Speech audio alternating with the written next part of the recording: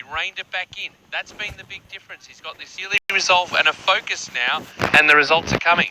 It's very easy to see Kyrgios as a lost soul, but I was around Agassi's career, and Agassi always a. People were saying, well, great player, wonderful talent, but will he ever put it together? And then he won Wimbledon, and then he went off the rails a little bit again, and he was helped by Brad Gilbert, who I think came along at the right time. But one of the things we were saying in the early stages of Agassi's career was that he was a fundamentally good guy. No one has ever doubted that Kyrgios' heart is in the right place. And do you know what's happened this year? It's not just that I think he's realised that he can't just be a player of great matches. He has to be a great match player. He has to do it continuously. The other thing that's happened is that a cause has given him an extra purpose, and that cause is the Australian bushfires. He's from Canberra, the Australian state capital, which is pretty much right in the middle of the worst of the fire zones. Canberra Airport was closed on several occasions. The Canberra Challenger tournament, 2 weeks before the Australian Open, had to be moved from Canberra to Bendigo, upstate Victoria, because the air quality was so poor, and he has been very much leading this. He was the principal tennis man behind the rally for relief 4 days before the Australian Open began. He's sort of got a purpose here, and that I think has turned an awful lot of people in Australia who felt that, well, yeah, talent by all means, but he can be a bit of a jerk at times, into people who are willing to give him the benefit of the doubt, and he's followed that up with 3 really, really gutsy wins. Yeah, switching to the way that he's playing at the moment, though, it's that calm temperament. Yes, okay, there are occasional flare-ups along the way, but they're not as prominent now, and I think, that was a little bit of a coping mechanism playing in front of the big crowd. We haven't seen that in the past couple of rounds. Yes, he's been down, but in the past he's dropped his bundle. Here, he's been able to pick it back up again quickly. But it's the willingness to dig deep, and we know he loves the stage. I was commentating on that match against Hachanov, and there was no question he was loving the stage, but in the past he's loved the stage at the cost of his match strategy. And having missed a match point in the 3rd set tiebreak, couldn't really do anything about it. He knuckled down to the 4th set. He then had a match point in the 4th set tiebreak. He had a chance on that, and it wasn't an easy one, but he had a chance. And to then have to regroup once again and knuckle down in the 5th set, in the past, I think he wouldn't have done it. He would have played some flashy shots and would have gone down in a blaze of entertainment. This time, he really did dig deep, found the right shot at the right time, and although he said he thought he lost the match halfway through the tiebreak, he didn't give up at any stage. And by being there at the end, he gave himself a chance, and he took that chance. And I have to feel really, really pleased for him, because I know this was a personal battle for him, as well as a great moment for Australian tennis. Certainly, and I think too, he goes up now against the old rival in Rafael Nadal. We think back to Wimbledon last year and that match where Nadal got the job done. He did the previous round get a time violation called against him, which is Kyrgios is one of the last players you would expect to get a time violation. He plays so quickly, and then decided to just mimic Rafa, because obviously referencing the fact that how much time Nadal gets between points. This is a spicy rivalry. I wonder though, this is going to be a theme throughout our podcast today, how much gas he's got left in the tank, because he made the observation on AO Radio after the match that you said that, he looked spent. He looked absolutely spent, and we saw it. He lay on the ground, he was slumped in his chair, he could barely give responses to Jim Courier. He was tired, and I think that's going to be a problem against Nadal. Yeah, he was tired, but I think he's going to find the right way. He said, I need to go into the ice bath, I need to get some food. When he spoke to the media at his press conference about an hour later, he was actually talking a much, much better game. And, I think he will find the right energy for the match against Nadal. What I also liked about the way he was talking about the match against Nadal, there were a couple of journalists that were looking to try and spice up the match by going back to past comments that Nadal has made about Kyrgios and Kyrgios has made about Nadal. And Kyrgios was saying, look, we don't hang out together. We're 2 very different guys, but we have tremendous respect for each other. He said he's one of the greatest players. You could argue he's the greatest player ever. And he has said that I'm good for the game. And I like that. He's basically saying, yeah, we're different characters and we don't have dinner together, but that doesn't mean we don't have immense respect for each other. And last time we played at Wimbledon, he beat me, and I said at the end, too good. And in a way, I love that as an attitude. And both these guys are quality human beings. A word on Karen Khachanov, because we need to pay tribute to him. He had back-to-back as Kyrgios did. 4-hour matches. Kyrgios said it's only the beginning for him. He played against Mikhail Immer and on the court 3, and that went to the match tiebreak, 4 hours. He's matched with Kyrgios, match tiebreak in the 5th set, 4 hours. I mean, he's had a lot of work so early in the season, Karen Khachanov, and I tend to agree with Kyrgios, but only in the sense that it is the beginning. It's the beginning of a big 2020 for him. I think he needed something to turn around his fortunes. You know, to think how he finished 2018. You know, he won the Rolex Paris Masters, last of the ATP Masters 1000 events of the year. He looked so good. He was a reserve at the NITO ATP Finals in London. And then he seemed to just lose his match tightness last year, and he slipped down to about 30 in the rankings. He had a good last couple of months of the year, ended up finishing in the top 20. But, you know, he belongs in or around. Yes. It is just an amazing weapon. But it's no good to be able to hit big shots. You need to combine them, to get them at the right time, in the right order, in the right matches. And what I think Khachanov will do is, he needed that match. I think the EMA match will prove to have been it. He's actually rediscovered some of his confidence now. And I think when he gets back on the tour, as long as he keeps up his work ethic, which I think he will, I think we will see him back to the kind of level that he was showing in the second half of 2018. All right, well, we moved from one big match from week 1 of the Australian Open to another the previous night, which captivated Rod Laver Arena. Match point, Roger Federer. Millman will serve. Down the tee, blocked back by Federer. Millman off forehand, slice backhand short by Federer. Millman goes back that way. Federer stretching. It's a ball that sits half court. Millman up the line. Federer cross court.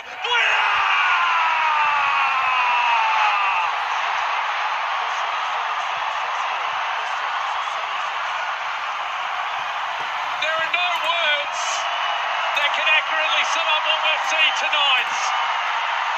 But Roger Federer has survived in an epic challenge. He has found the way through. He solved the John Millman puzzle. And he wins it in the 5th set tiebreak. What a match. What a performance. What a night. Yeah, what a performance from John Millman. He couldn't get there, but he did push Roger Federer all the way. Federer getting through to the 4th round in that match tiebreak in the 5th set. It was close. It was 10-8. Millman did have chances in that final set. He managed to go a break. He was broken back again. We went to the tiebreak. He was up in the tiebreak. It is interesting, the psychology of all of this, because Federer was down in many different aspects of that. Millman had beaten Federer before. There was a lot in the mix, but in the end, the results was Federer standing tall again here at Rod Laver Arena. Yes, I have a horrible feeling that John Millman's career will be defined a little bit by this match. I hope it isn't, because he's a great guy and he put in such an attitude in that match. You know, he works hard, he was bustling all the way through, and I loved the way he played it. He didn't go for the Federer backhand. He peppered the forehand, which is normally the big weapon, and he went toe-to-toe with that forehand, and frequently 20-plus stroke rallies, and he got an awful lot of errors out of it. And I loved the way he went about that match. And at various stages, he could have thought, okay, I think there's a good shot. The tide is going out now, and he hung in with it. And the shame was that he made a couple of bad choices from 8-4 up in the final set tiebreak. But you have to win that last point. And Federer, who I think in his mind was resigned to losing that match, and that in itself takes the pressure off a little bit. The way he played those last 6 points wasn't a lot that he did that was special, but he made Millman win it. And that's where we just saw the slight bit of difference, and Federer reeling off the last 6 points to go from 4-8 to 10-8. Yeah, it's just it continues to just defy belief, Federer. And you mentioned it during our call on AO Radio. You're talking about Federer enjoying the challenge of trying to work his way through a match. And when he is down, how does he find a way? The term you used was solving a puzzle, basically, and how he was able to do that against Millman. And you come up, you know, Millman hung with him all the way through until just the very end of that last set tiebreak, and he just broke the spirit mentally. He was so strong, Federer, right throughout that match, and you just had the feeling that, you know, John, you're going to have to go out and win this because I'm not going to give it to you. And one of the things that I think is crucial about Federer is that he never fears losing. He doesn't want to lose, but he doesn't fear losing. For him, it is a battle to work out how to solve the problem. And that's why I think that he ends up playing the right shot at the right time so often. Yeah, that's true. And he moves on Marton Fucsovics, he hasn't played that match at the time that we're recording this. And again, the big question, as we say about Nick Kyrgios, how much has he got in the tank? Because that was a long, drawn-out match over a long period of time. He hasn't had any lead-up tournaments coming into the Australian Open. What effect do you think that's going to have? Because Fucsovics, I watched his first match against Denis Shapovalov. He's one of those players that if you have any sort of slip-up or you're not playing at your best, he will get you. He's that sort of player. And he goes into the Federer match having not dropped his last 7 sets. He dropped one in the first round against Denis Shapovalov, but he's in very, very good form. I think the thing about Federer and on all talented players who are maybe a little bit tired when they go into a match is that they've got options. And I think this is perhaps a lesson for anybody. If you don't think you've got more than 2.5 hours of running in you, fine, you're going to cut the points short. You see, I wonder whether Kyrgios is going to serve an awful lot of second serve aces and a few double faults as well against Nadal. And in a way, Federer has such a rich arsenal in his bag of clubs, if we can take a golfing analogy. He can, I think he will use clubs in his match against Fucsovics that we don't normally see. I think Kyrgios will do the same against Nadal. And I think that is where good players can sometimes get over the feeling of tiredness. They can help their own recovery by just buying themselves some time with slicing and dicing, drop shot off a return of serve, serving and volleying where you're not expecting, and things like that.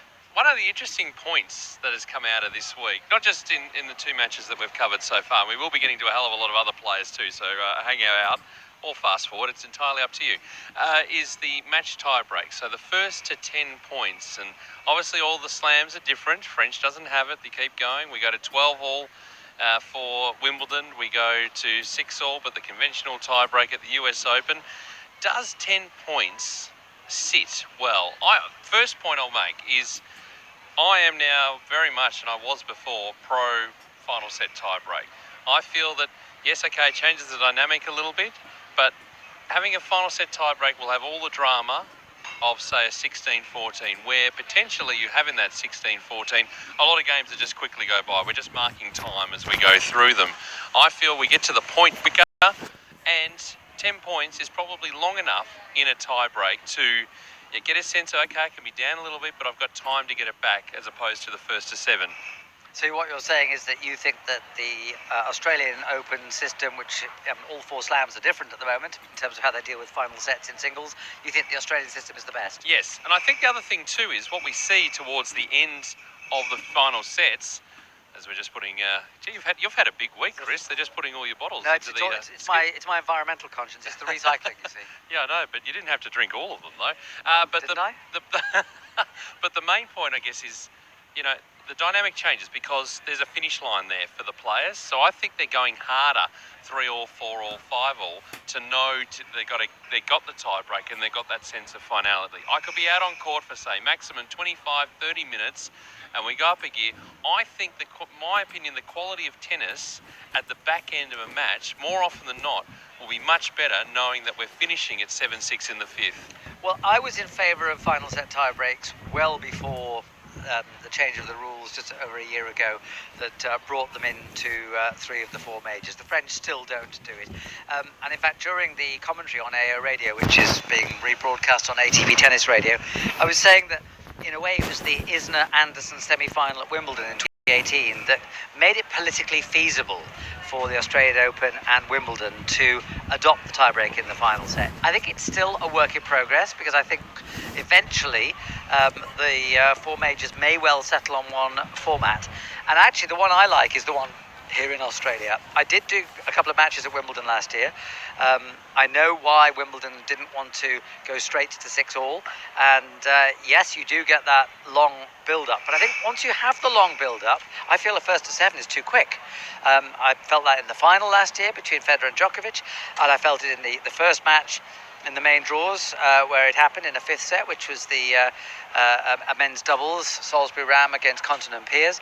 You build up to this 12 all, and then suddenly it's all over in a few minutes. I actually think the first to 10 makes a lot of difference. And for me, this is the model that I hope everybody adopts, including Wimbledon, including the French. And I hope the US Open, it may seem like a step backwards to them, given that they've been final set tiebreaks since 1970, when the tiebreak was first introduced, and since it's been a standard to play the first to seven with a lead of two. They have had that.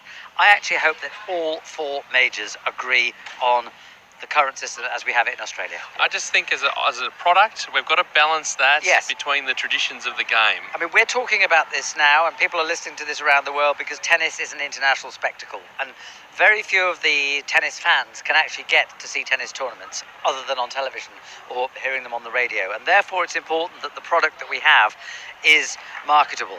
You have to think also where the tennis scoring system evolved from. It evolved in the days when most of tennis was played on grass, when a player would pick up a ball, would serve, would run in, play the volley, and maybe a rally would be 5 or 6 strokes, walk back to the baseline, pick it up again and start. A bit like you say playing a table tennis match where the gap between points is very, very small.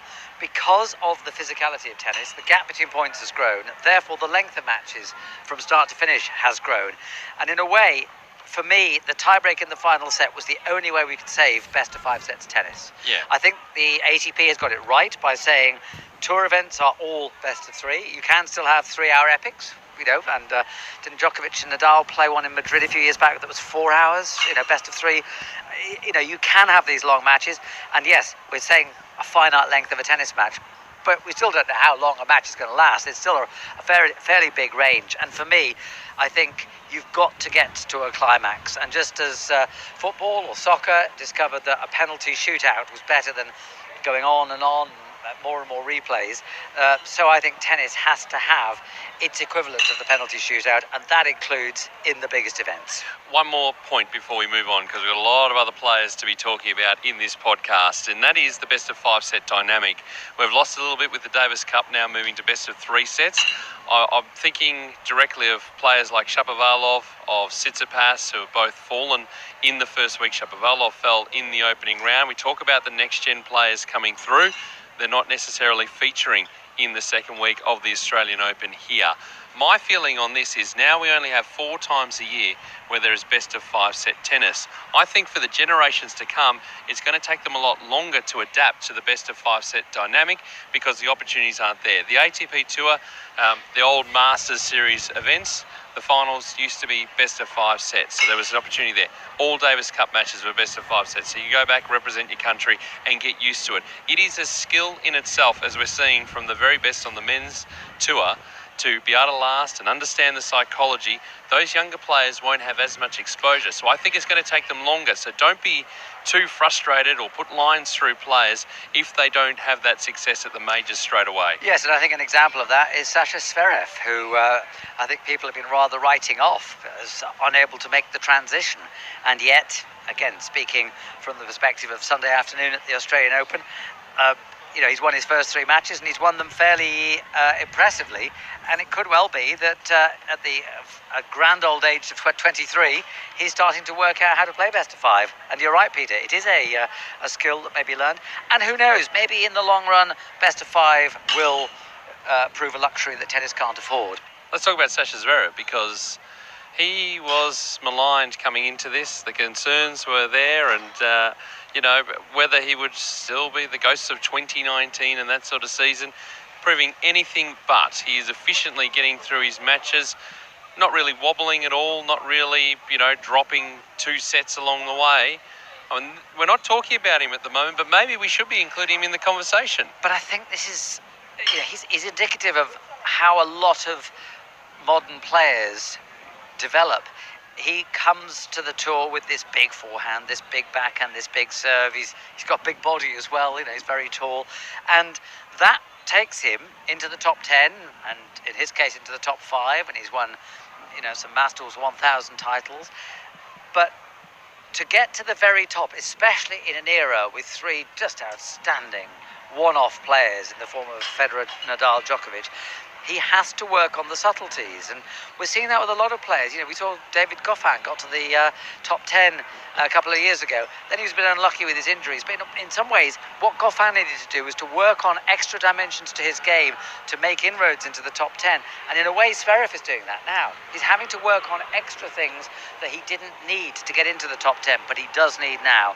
And That's why it's fascinating to watch the work in progress. And players need to sometimes go back a few places, lose a few matches before they really develop the skills. Federer always says, I learn more from a match that I lose than a match that I win. Yeah, but the key thing for me is that he hasn't dropped a set yet. Now, when we look at Zverev, the body of work, he hasn't had this comfortable a first week at all at the Slam, at all. He's always had a struggle. He's always dropped a set or two along the way. He's always had the wobble, had to find a way through, and then eventually lost. Proving your theory about the best of 5-set format takes a while to learn. Yes, and if he can keep that going, the Rublev match is going to be the interesting one for me. He has said that if he wins the tournament, he's going to donate all his prize money to the bushfire appeal too, which is absolutely sensational. That's great, and shows a statesman-like understanding of the world very early in his career. They all talk about loving Australia, and, well, I live here, so I'm biased, but, everyone in the world's right. I don't live here, and I love this place. Oh, you can stay. On iTunes, Spotify, TuneIn, and ATPTour.com, this is the ATP Tennis Radio Podcast. Peter Mercado and Chris Bowers with you, and remember, ATP Tennis Radio, we are rebroadcasting Australian Open Radio throughout the 2 weeks. We're having a great time after week number 1, and we're looking forward to a big week 2, but you can hear it live on ATP Tennis Radio. I just want to quickly cover off on Nadal and Djokovic. We've talked at length about Nadal and his match with Kyrgios. Djokovic getting through comfortably as well. He had a really good ATP Cup, and clearly that is serving him well, but these guys both know how to play first weeks, and they've gotten through with a minimum of fuss. Yeah, I mean, I have to say at the start of the tournament, it's always very exciting. You've got 128 names. You wonder who might get through to the final. But my hunch right from day one was we're going to have another Djokovic-Nadal final. Maybe wrong on that, they slip up along the way. I think Djokovic has done things slightly differently. In the past few years, he's tended to come to Australia and not play an official tournament. He's played a warm-up at the Kooyong Club the week before. This year he played the ATP Cup, but he also admitted, having played his 5 matches there, that he then had to go easy on his practice regime in the week between ATP Cup and Australian Open. So he's having to adjust. Yeah, absolutely. But it's an interesting dynamic with that too. But I guess as we start to move through the weeks and months after the ATP Cup, we'll get a better sense of how things are sitting there. And of course, Nadal, at the time recording, due to play his match with Nick Kyrgios. Let's talk about some of the other names, because we're not really talking about the 4th seed Daniil Medvedev, but from his perspective, he's not doing a hell of a lot wrong either as he moves his way through the draw. No, I was thinking you were talking about the big 3, because of course they've won all the majors between them. But I think that Medvedev has played very solidly. There's one thing that Medvedev has to prove to me, and a couple of players slightly found this out in his first 3 matches so far. Medvedev has not been great at generating pace when he has no pace to play off. And that may be the Achilles heel or the underdeveloped part of his game that may well be what finds him out. But well, we found out that against Alexei Popyrin, because Popyrin, towards the end of the match, he was clearly injured and hampered. But so he just sliced. He changed his tactic up, so maybe that's a sign. And that will go through the locker room and the player lounges. They'll get the sense, players will talk and say, have you seen, Popyrin just sliced? And they weren't sort of knifed slices, they were floated slices. And Medvedev was having difficulty generating pace. And it happened earlier in the tournament as well. And, he's not been seriously threatened, but I think he is still a work in progress. And there's a lot for him because he had a really good run last year, but there'll be plenty of players who've done well off the back of momentum. What happens when the momentum stops? And that's where, in a way, Medvedev is having to start regenerating the momentum he began generating in Washington last year when he started that amazing run of tournaments at the start of this year, and that's still happening. Let's talk about Andrei Rublev, because we should be talking about Andrei Rublev, undefeated so far in 2020. He dropped a set to the Aussie wildcard, Christopher O'Connell, in the opening round, but then from there he's got his job done quite efficiently. Defeated Yuichi Sugita. He then had a 4-set win over David Goffin.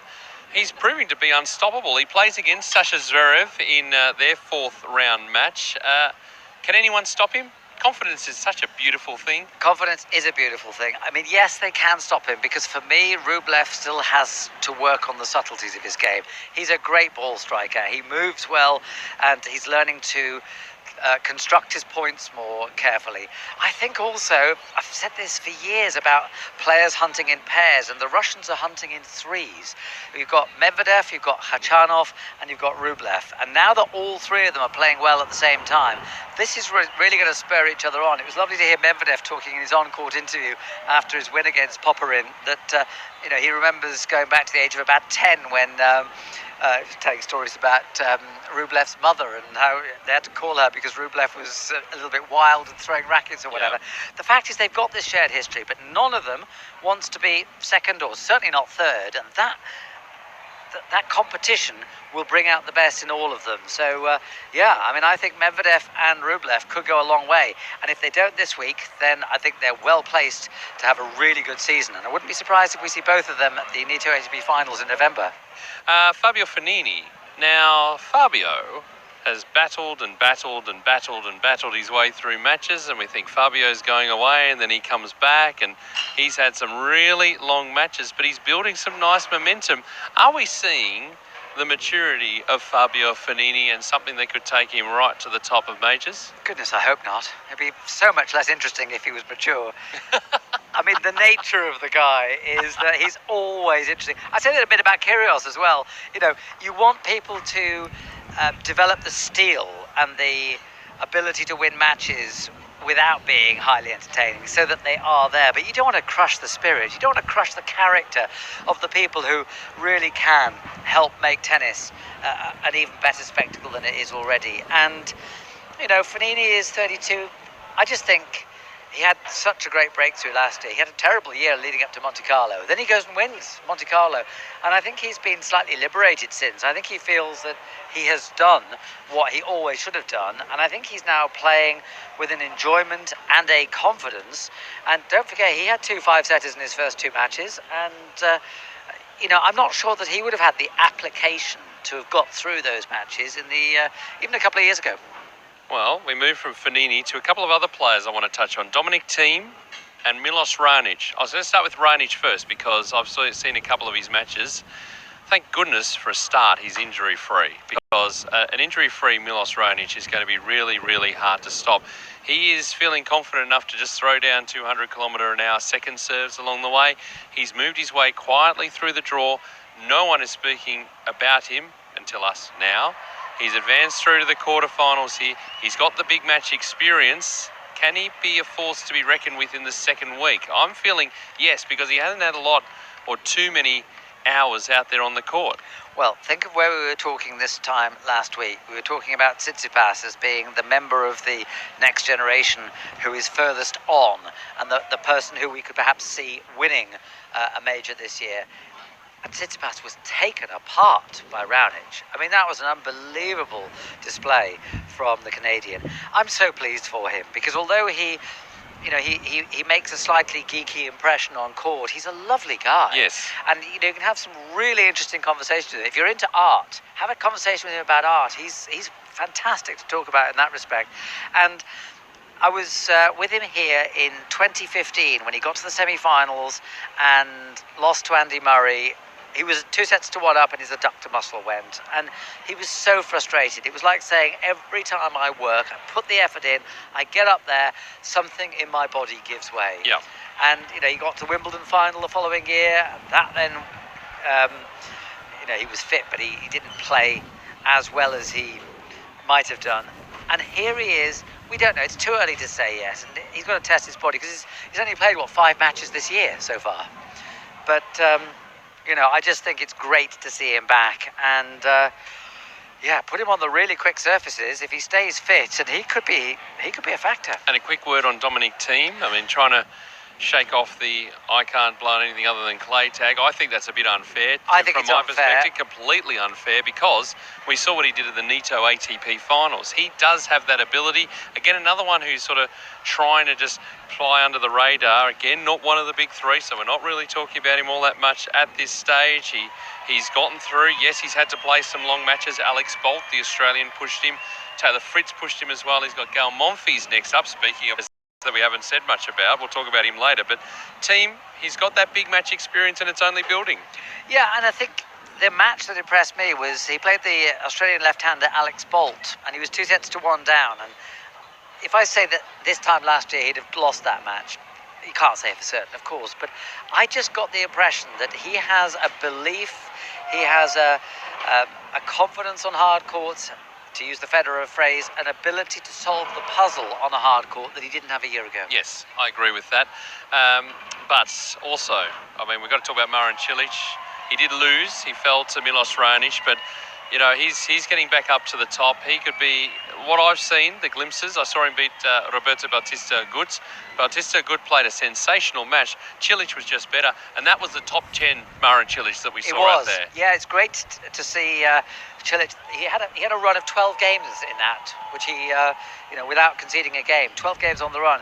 And it's lovely to see him playing like that, because when you watch him playing like that, you realise why he won one major, got to 3 major finals. He is a great player. I thought he was fading out last year, and then he announced that he and his wife were expecting, and thought, okay, well, priorities have changed, and maybe this will be a bit of a farewell tour.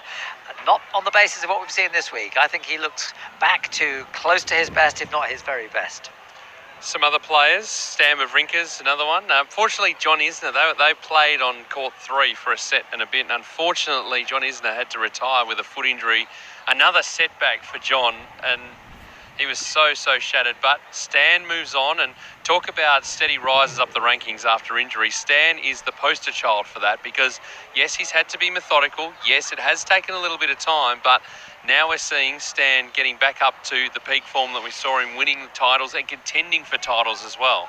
Yes, I think the thing about Stan is that it's taken him longer, and I was a little worried at one stage, because I thought, 34, 35, does he really have time to get back? But the nature of the way he plays, Severin Luthi, the Swiss Davis Cup captain, once said to me, "Oh, Stan takes 4 hours to get going."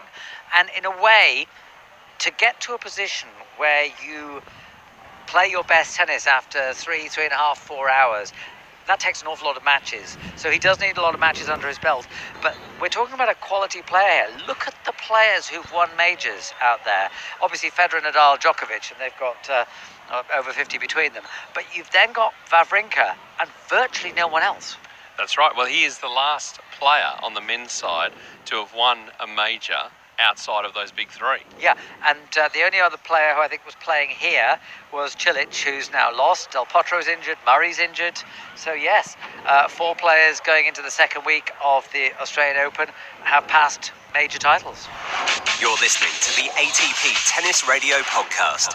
I could sit out here all day. It's a beautiful sunny afternoon, a Sunday in Melbourne. We're looking out from Tennis HQ across to Rod Laver Arena. We can see Margaret Court Arena. We've got Court 3, and then a sea of humanity milling around. It is a beautiful scene. We can keep staring out here, but we might have to wind up the podcast. I feel, Chris, that we've only just scratched the surface, really, of the Australian Open, with so many other things that we could talk about. I think we might have to be on the next edition too. Well, I'm certainly agreeable to that, but I think the thing about the Australian Open is that the character is part of it. An awful lot of people talk about this as the happy slam.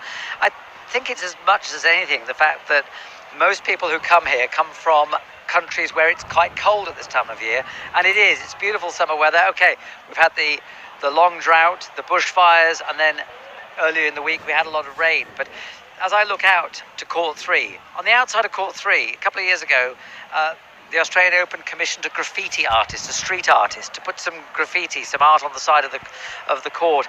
And it's funny, an awful lot of those matches have had the feeling of being street fights. Yes. On Court 3. And I just think it's amazing what you can do to the character of a tournament, which helps shape the whole essence of the tennis that we end up commenting on.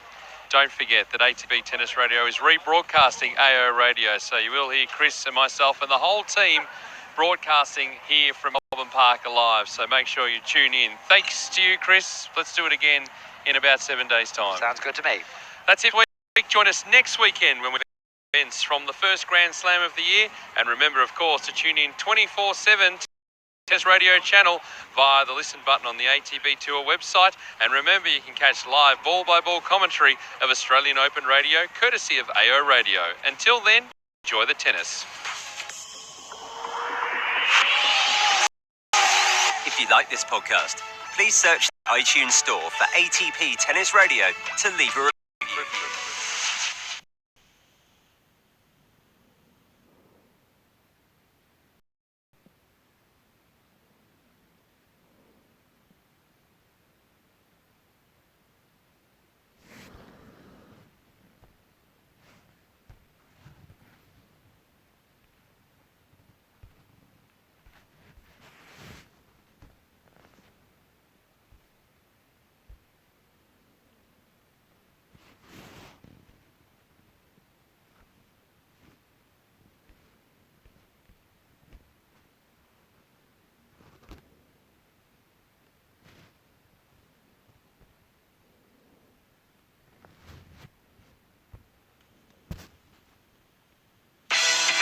You're listening to live coverage of the Australian Open on ATP Tennis Radio, courtesy of AO Radio. Get to these Grand Slams more often. Of course, that ranking makes it difficult. He was, however, as you mentioned, Federer was a bit confused that he was as high as, high ranking of 100. But he was out for the last 4 months of last year, had an issue with a tendon in his toe, and that took a little while for him to get right, and he's put in a huge pre-season, and he's been comparing his guns to that of Nadal. You were waiting for that, I could see you. I don't know about you, but I don't like a sleeveless top on a tennis. Oh, a muscle shirt? Yeah, a muscle shirt. Oh, God, that sounds awful. And there's other names for them as well, which I won't. But do you like them? It depends on the arms. See, I don't, even if they're perfect arms, and his Not for tennis? No, I'm not a fan of the sleeveless look, and he has really he's put in the work of pre-season, and speaking to a couple of players out here, they said he is in incredible shape. He has worked so hard to build on his physicality, and that's what he puts into his game. And so fair enough, he's proud of it. Against Fognini, he was holding the arms up and he was flexing them and he was showing everyone the muscles. And look, if you've put the effort in to get that, then now, by all means. If I had guns like that, I would say, well, no, it's really You're sad. only a slight thing, Well, Kate. the only thing is, I think it would be more comfortable wearing a top like that, because every time you went to swing, there'd be just that slight. You can get looser. Well, I guess you could, but then arms. Can't you? flopping around. So this gives him I think it's a freedom. comfort. He did Here. say that when his clothing sponsor manufacturer showed him the two options, he went straight sleeveless. He had not been forced to wear this. He went straight. He had a choice, and that's what he's picked. You have to think here, though, Roger Federer must not let this become a physical battle. No. I mean, we've been talking about the fact that, Roger had that very long 5-setter against John Millman. But the rest of his matches, he dropped the first set the other night, but the other matches, the sets have been pretty quick. Like, he hasn't lost too many games. He should be feeling, we keep carrying on about how old he is, but really, he's in such good physical condition himself. I'm not sure that he'll be too concerned at the moment.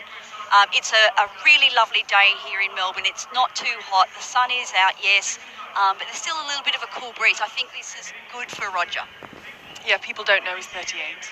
I'm sure everyone knows his age because that's all we ever talk about. And, we obsess about the ages of Serena Williams and Roger Federer. We get our match notes. The team here at Tennis Australia put together these fantastic notes, and there are pages upon pages of stats about Roger Federer's match today, and then what that means in terms of he then becomes whatever. It just goes on for about 10 pages Oldest long. is usually Oldest is usually how it starts. Yeah, he would become my boys at the age of 4 have just learned how old I am, and they just tell everyone. We could be walking down the street and we'll bump into a family from school, and we'll just be, "Hi, how are you?" And they'll say, "Oh, Mum is," and I'm like, "Oh God!" And the first couple of times they added a couple of years, and I was like, "Okay, it's bad enough. Can we stop doing that?" And then I had to correct them because you don't want the wrong age. No. But now we can just be quietly sitting down, and suddenly they'll just say it. They'll say, "My mum's," and I'm like, "Oh, stop it." Oh, Because could you imagine if there was... But is it that they're proud of this age, or what? Is it just a thing that they believe people need to know? I think they're going through a numbers phase. Oh, okay. Right. Well, you need to start putting some other numbers in front of them. I keep saying 21, and it's when they go no, and I'm like, that's your cat's out of the bag now. That's really bad. No. So I feel for the likes of Roger Federer, Australians, who probably don't have a problem with their age, when there are reams and reams of papers saying oldest will be oldest, second oldest going to be very oldest, very, very old, still going. You think, Tennis Sandgren, he's 28. So there we go. He's not the youngest. No. Now, he turned pro in 2011, but he didn't crack the top 100 till 2017. Yeah. And he said in his words, he was blessed that while others around him had to stop because they couldn't afford it, he was allowed to keep pursuing his dream. And that's really lucky because we know how tough it is at the lower levels. And absolutely. And as you mentioned, expensive. Like, it's not like they're getting their hotels paid for, or transport or anything like that, and they're having to go from one country to the next, one town to the next, and it's not necessarily big cities where these tournaments are held with the challenger tournaments. So it is a really tough lifestyle outside the top 100.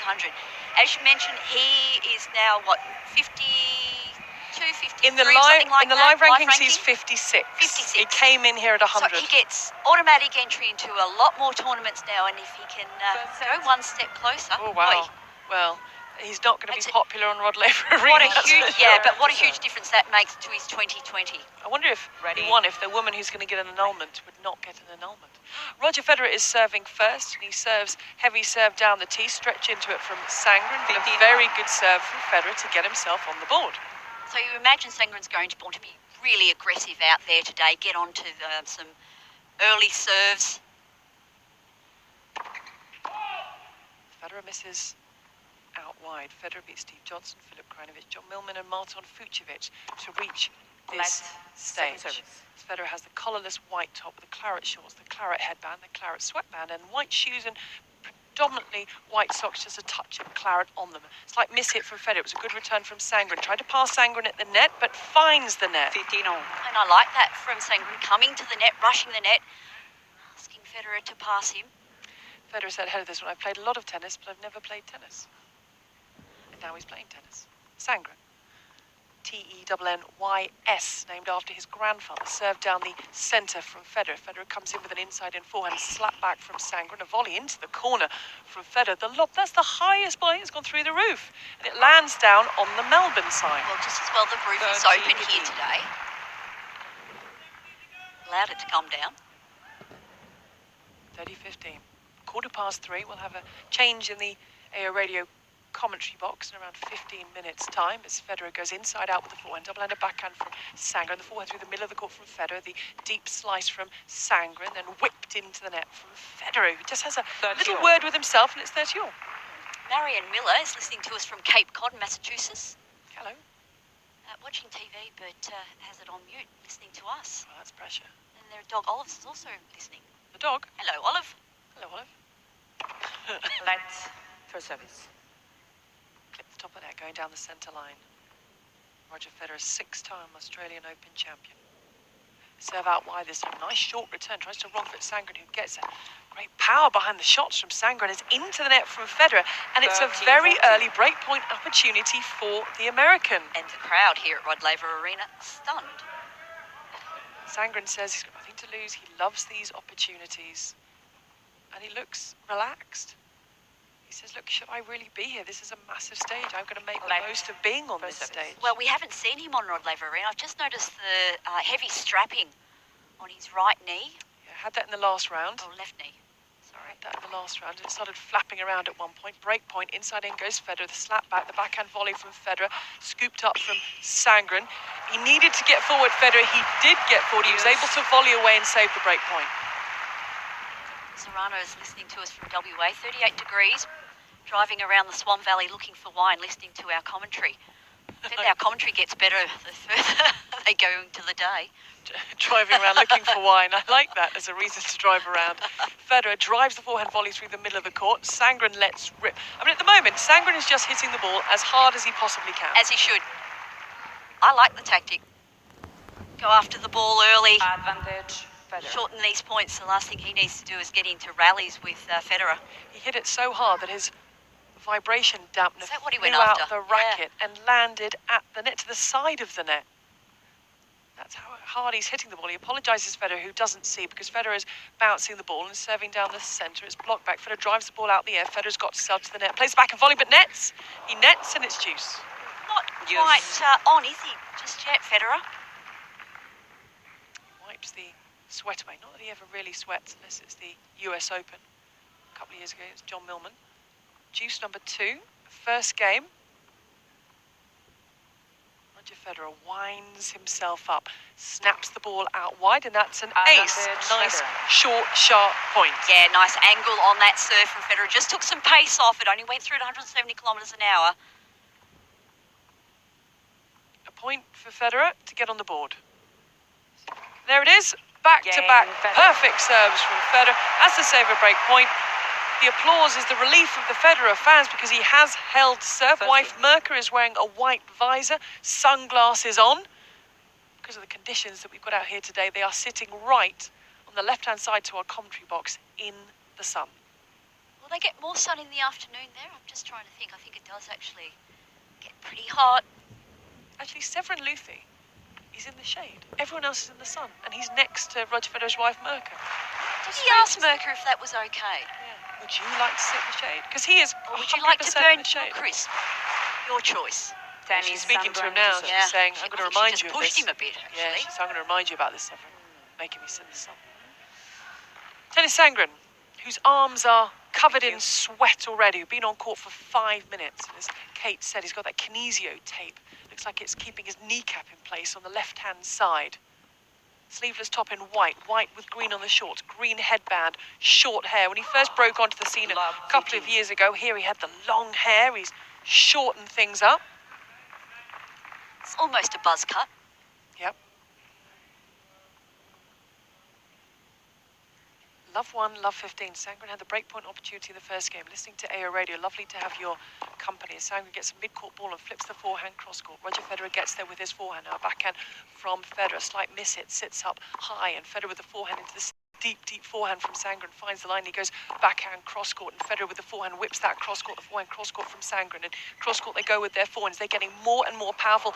In the end, it's a miss hit from Roger Federer due to the power off the racket, off Sandgren, and it's 15 all. Well, he was out hit then, wasn't he, Federer? And just the injection of pace midway through that point from both players. And in the end, Sandgren came out the victor. 15 all.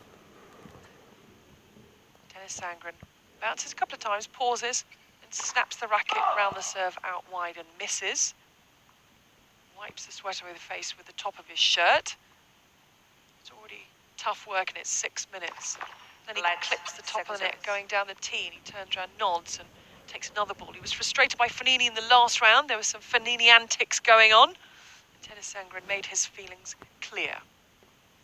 Should be a bit different against Federer, but it's just can't believe it as he nets on the serve and he's frustrated. No, it's just too much time in between serves then. You can almost sense that that double fault was going to happen. Working with Michael Russell, former player. Sandgren, 15-30. Serves out wide. The backhand pushes Sandgren back into a forehand that goes inside out to Federer's flat backhand. It's very deep from Federer, and it's too long from Sandgren, and it's breakpoint opportunities. As Sandgren stares down at the line from the previous shot, he didn't challenge, he didn't stop the point, and it's breakpoints Federer. How did you see that, Gigi? Because I thought it was on the line. Yeah, I thought it was good. Yeah. I think because he was so over it, it pushed him back. Yeah. That he didn't get a chance to look at it. 15-40, out wide with a good serve. Tries the 1-2 punch, but sits in the middle of the court. Allows Federer time to run round and play the inside-out forehand. Federer now with the backhand flat down the line. It's breakpoint Federer, who runs round again, goes inside in. Cross-court forehand Sandgren. Forehand up the line from Federer. Very deep from Federer. Short ball from Federer. Backhand through the middle of the court. Backhand from Federer cross-court to the double-handed backhand middle of the court. Forehand flipped into the corner. Squash shot on the slide from Sandgren. Sandgren double-handed backhand cross-court. It's breakpoint Federer. Floater ball, short ball Sandgren. Surely into the corner he goes. Into the net goes Federer, and the breakpoint is saved. Well, in the end, Sandgren just going straight back to Federer. Thought that was a mistake, but just had too much on that ball, and Federer couldn't get that backhand down the line. Federer has another opportunity to break here. Sandgren working really hard in this first service. Wow, They ran 65 metres in that last point. Sandgren 62. Already a lot of work. 8 minutes in, a hot day. And a second serve for Federer to try and get this break. He had to save a break point in his first service game, Roger Federer. Can he now get the break? Federer steps in, takes it early with a forehand. It's into the middle of the court, and Sandgren finds the angle with the inside-out forehand. The slice low takes the pace off, draws Sandgren in, who retreats behind the baseline. Sandgren slices the ball through the middle of the court. Federer tries to find the angle, but finds the net. There's been a few errors off the backhand from Federer early on in this match. Maybe that's an area that Sandgren's going to target today. We'll have to wait and see. Sandgren twisting the racket. He beat Marco Trungelliti, Matteo Berrettini, the 8th seed, Sam Querrey, and then 12th seed Fabio Fognini to book this meeting with Roger Federer. Juice, love one.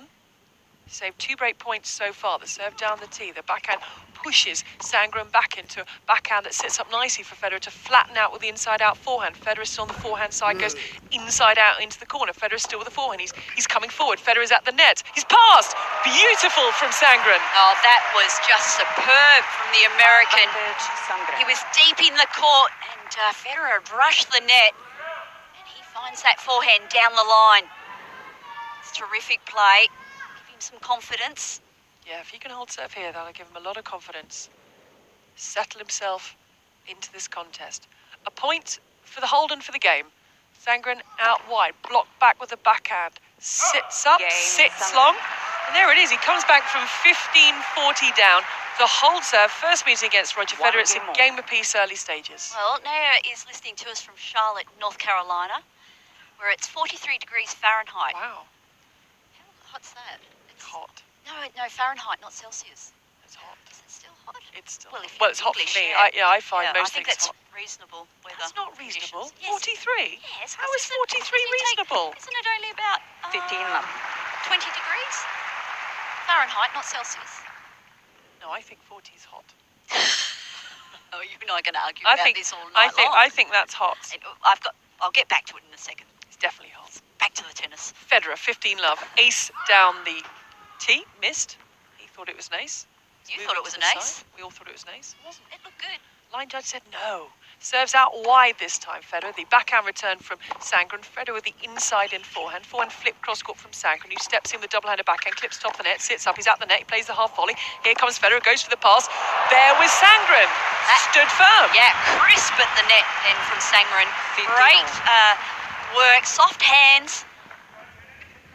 That ball was thundering down at him. It certainly was. But he stood firm, he won the point, he volleyed away. 15 all, 1 all. Federer with the forehand coming to the net. Federer with the volley. Sandgren loops the ball up. Federer with the smash. Battered back by Sandgren. Goes long, 30-15. Well, Sandgren had a look at that smash. 30-15. Federer really not doing enough with it, but... It's the point. 30-15, 11 minutes played. Listening to AO Radio. Lovely to have your company on day 9 as Federer serves down the tee. It's just popped back through the middle court. Short ball, drop shot. Federer. Here comes Sandgren. Got to it, can't deal with it, and it's game points. Yeah, because that ball was really dipping. Wonderful slice and spin from Federer. Game points for Roger Federer, 6-time champion, 3rd seed here. Thunders off the top of the net and goes wide. Back into position, ball out of the pocket, bouncing it already. He's very quick between points, Federer. Game points now, and he serves down the centre. The backhand's in play through the middle of the court. The forehand angle found by Federer, scooped up. Volley, crisp, cross-court, winner, Roger Federer. 12 minutes on the clock. We've had break points for both men, but we are on serve 2-1 early stages. Back to Naya, who I said earlier is from Charlotte, North Carolina. How close are the Aussie animals to RLA? Last night heard some sounds of nature during the Rafa Kyrgios match. Well, the nature may have actually been in RLA, and they were the Australian fans. You can say that. I'm they not were saying that. pretty well behaved last night, though, I would have thought. You were just comparing them to Australian animals. having said they were well behaved. That is true. But we've got lovely animals here in Australia. There's a wonderful shop here that the Australian Open have donated for free the space. It's full of cuddly toys, and every single cent goes towards the Bushfire Relief Fund. Have you gone and got yourself a little something? Yeah, I've got 2 boys to cater Oh, for. yes. And all the teddy bears are made out of recycled plastic bottles. Seats quickly, please. Seriously?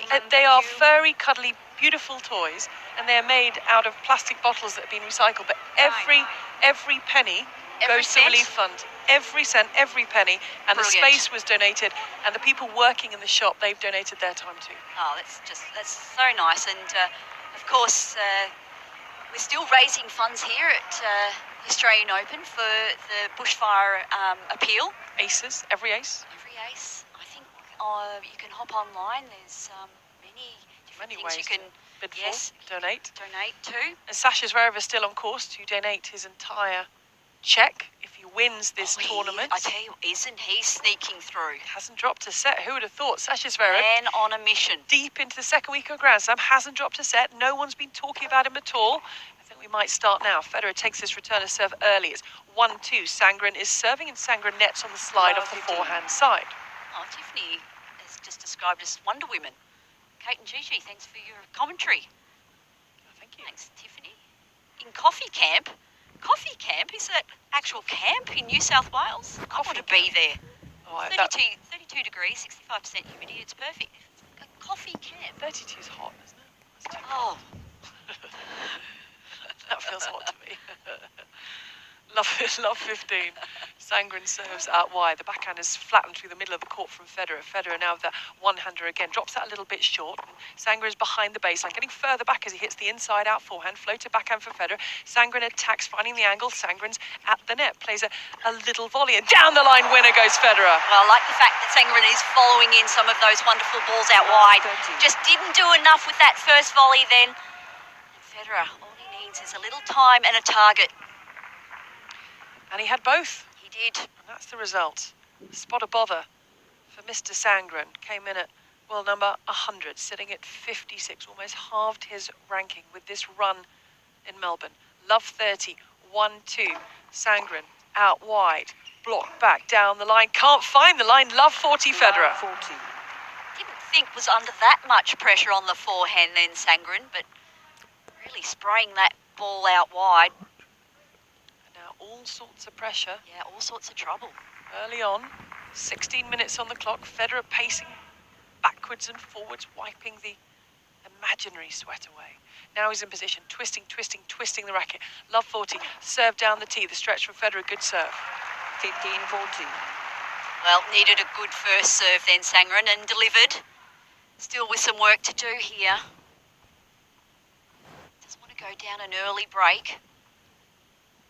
15-40, 1-2. Tennis Sandgren. Serves out wide. It's an ace. Pulling out his best tennis just when he needs it.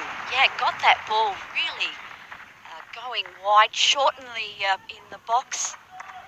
Took some pace off, 167 kilometres an hour. Just got the good angle on that, kicking up very high onto the forehand of Federer.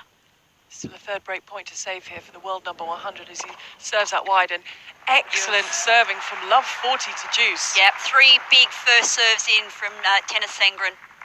Just what he needed. Goes into that shade at the back of the court just to have a brief respite from the heat and the conditions. Uses his top to wipe the sweat away. A couple of bounces is all that Sandgren needs before he serves down the tee and clips the net. Federer just stays in the sunshine, loving the sun on his back. Down the same end, Federer at the moment as his box, which is to his left, to our left, sitting in the sunshine. Juice from Love 40, Sandgren ace down the tee. Advantage 4 Sandgren. big first serves. Can he do a 5th? And hold serve, Sandgren. It's a terrific job. Love 40 down on his serve, and he's fighting back. Yeah, he certainly is. Faced a couple of break points his first service game. He's had 3 here so far. Nets on the first serve. Takes the ball from the left-hand pocket, bounces it with the face of the racket, then a couple of times with the left hand. Federer waits to pounce, twist the racket. Federer steps in early, plays the backhand flip through the middle of the court from Sandgren. Sandgren leaps up and hits the backhand cross, got the flick down the line, heavy backhand from Federer. Hits the forehand approach now. Federer at the net, plays the volley, sits up for Sandgren, flicks it, cross-court passes Federer. Oh, that is superb backhand from Sandgren, the back of the court. Federer had rushed the net, and he really had to come up with the most divine and perfect backhand cross-court. He just flips that ball. The people in Sandgren box, they're almost surprised. They went, wow, he can do that. It's amazing. They're almost too excited about that shot. I know. Like, hey, come on, I can do this. They better contain themselves. Just the fourth game.